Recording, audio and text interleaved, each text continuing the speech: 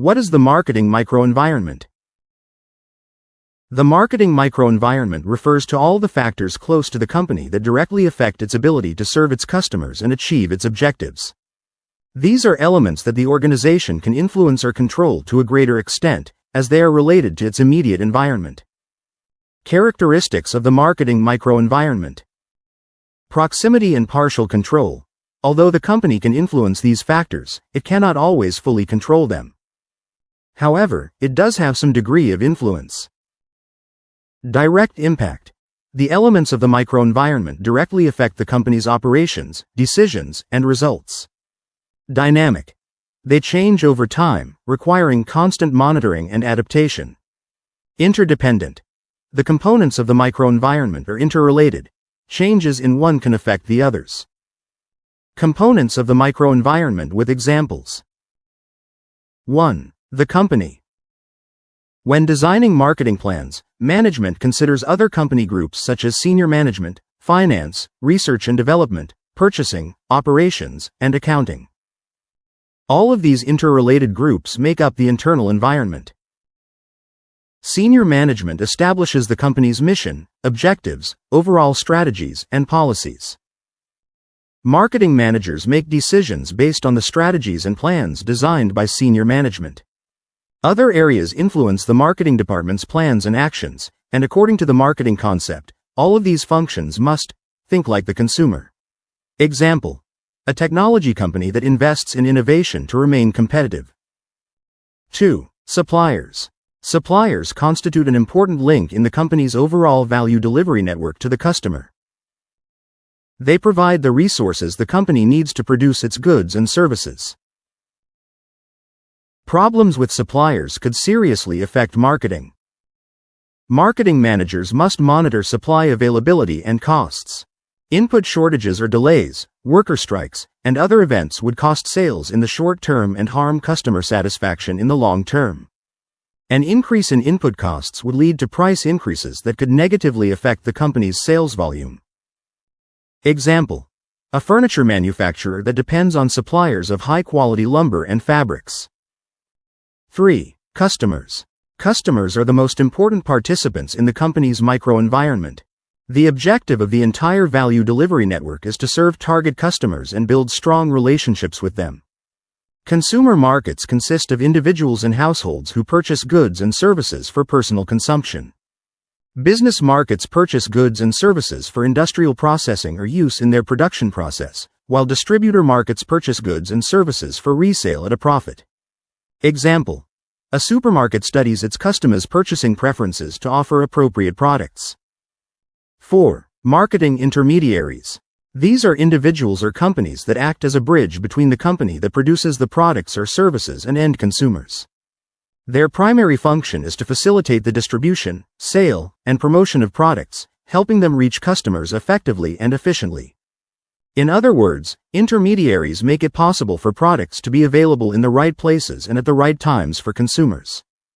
Some examples of marketing intermediaries are retailers, stores, supermarkets, and boutiques that sell directly to consumers. Wholesalers, companies that buy in large quantities from manufacturers and sell in smaller quantities to retailers. Agents and brokers, individuals or companies that act on behalf of producers or buyers to facilitate transactions. Distributors, companies that distribute products in different regions or at different points of sale.